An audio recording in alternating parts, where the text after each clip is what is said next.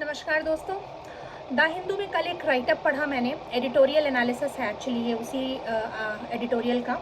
Long roots on India and patriarchal biases, यानी कि हम विमेन एम्पावरमेंट की तो खूब बात कर रहे हैं और वर्कफोर्स में विमेन पार्टिसिपेशन को बढ़ाने की बात कर रहे हैं। बहुत अच्छी बात है, इसके लिए हम एफर्ट्स भी कर रहे हैं। सरकारें भी ऐसी बहुत सी स्कीम्स और पॉलिसीज़ लेकर आती है जिससे वर्कफोर्स में विमेन का पार्टिसिपेशन बढ़ सके।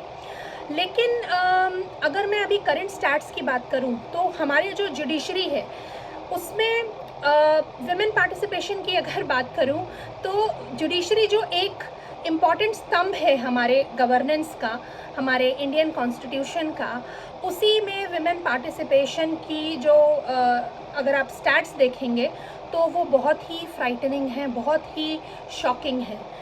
तो कल उस राइटअप के माध्यम से मुझे भी पता चला, तो मुझे ये तो कहीं ना कहीं अंदाज़ा था कि विमेन पार्टिसिपेशन जुडिशरी में कम है, मगर इतना लो है ये मुझे आइडिया नहीं था। तो स्टैट्स ने मेरी आंखें खोल दी, तो वो स्टैट्स मैं कुछ आपके साथ शेयर करना चाहती हूँ। पहले मैं कुछ इंपॉर्टेंट बातें बताना चाहती हूँ। 1924 में कॉर्नेलिया सोराबजी जो पहली फीमेल लॉयर बनी, 1959 में एना चांडी जो पहली हाई कोर्ट की जज बनी केरला में, और 1989 में एम फातिमा बीबी जो पहली सुप्रीम कोर्ट की जज बनी। ये तो कुछ पुराने फैक्ट्स थे। अब हम आंकड़ों पे बात करते हैं। तो करंट स्टेटस हमारा क्या है? आउट ऑफ 34 सुप्रीम कोर्ट जजेस केवल 2 महिलाएं हैं जो सुप्रीम कोर्ट में जजेस हैं। 34 में केवल 2 महिलाओं का जो है वो रेशियो है। 2021 से 2025 तक 25 न्यू जजेस का अपॉइंटमेंट हुआ है, जिसमें कि कोई भी फीमेल जज नहीं रही है, यानी 25 के 25 मेल जजेस रहे हैं।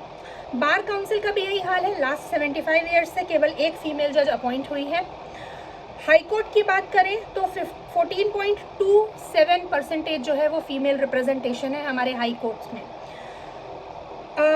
8 हाई कोर्ट्स ऐसे हैं जहां केवल एक ही फीमेल जज है। 8 हाई कोर्ट्स ऐसे हैं जहां केवल एक ही फीमेल जज है। उत्तराखंड, मेघालय, त्रिपुरा की बात करें तो यहाँ कोई फीमेल जज है ही नहीं। इलाहाबाद हाई कोर्ट की बात करें तो 79 जजेस हैं in total Allahabad high court में, लेकिन केवल 3 फीमेल जजेस हैं। एवरेज एज की अगर बात करें फीमेल जजेस और मेल जजेस के अपॉइंटमेंट की, अगर एवरेज एज देखें तो एवरेज एज फीमेल जज की 53 ईयर्स है और मेल जज की 51.8 ईयर्स है, जो कि ज़्यादा है फीमेल जज की। गुजरात हाई कोर्ट की बात करें तो भाई थोड़ा सा पॉजिटिविटी दिखती है, क्योंकि वहाँ पर एक फीमेल चीफ जस्टिस हैं केवल गुजरात हाई कोर्ट में, और किसी भी हाई कोर्ट में कोई भी फीमेल चीफ जस्टिस नहीं है। मतलब आप देखा जाए तो ये आंकड़े जो हैं वो बहुत ही फ्राइटनिंग है। अभी मेरे बेटे का सोशल स्टडीज़ का एग्ज़ाम है कल, तो मैं उसे कल परसों पढ़ा रही थी 3 पिलर्स ऑफ गवर्नेंस, जिसमें से लेजिस्लेचर और एग्जीक्यूटिव और जुडिशरी पढ़ा रही थी। तो जब हमारे 3 पिलर्स में ही एक पिलर जो जुडिशरी जो सबसे स्ट्रॉन्ग होना चाहिए, वहाँ पर ही फीमेल का रिप्रेजेंटेशन इतना कम है, तो हम बाकी जगह हम कैसे उसको इंश्योर कर सकते हैं विमेन पार्टिसिपेशन को बढ़ाना? तो सबसे पहले तो हमें यहाँ पर अपने 3 पिलर्स पर ही ध्यान देना पड़ेगा। अब देखा जाए तो राइटर ने यह भी बताया कि ये इतना परसेंटेज लो क्यों है। लो इसलिए है क्योंकि कोई नॉमिनेट ही नहीं करता, जेंडर बायस सिस्टम है, फीमेल जजेस का नॉमिनेशन बहुत ही कम होता है, लेट अपॉइंटमेंट किया जाता है। जो मैंने आपको एवरेज एज बताई वो 53 ईयर्स है, तो लेट अपॉइंटमेंट होता है। बायस्ड है सिलेक्शन प्रोसेस, जो है वो थोड़ा बायस्ड है, जेंडर बायसनेस है वहाँ पर सिलेक्शन प्रोसेस में।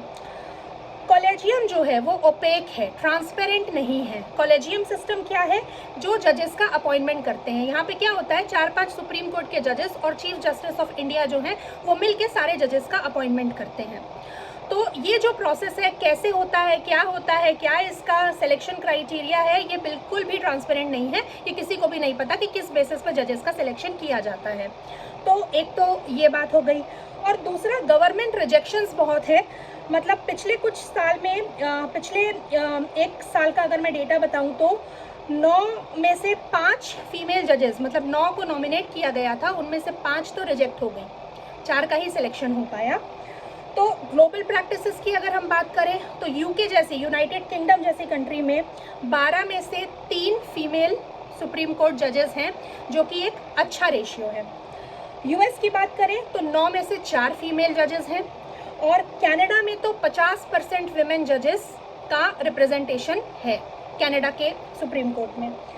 वे फॉरवर्ड यानी हम क्या कर सकते हैं, अब इनको हम सही करने के लिए हम क्या कर सकते हैं। तो एक ट्रांसपेरेंट कॉलेजियम सिस्टम हमें चाहिए कि कॉलेजियम सिस्टम जो है, जो सिलेक्शन प्रोसेस है, वो ट्रांसपेरेंट हो।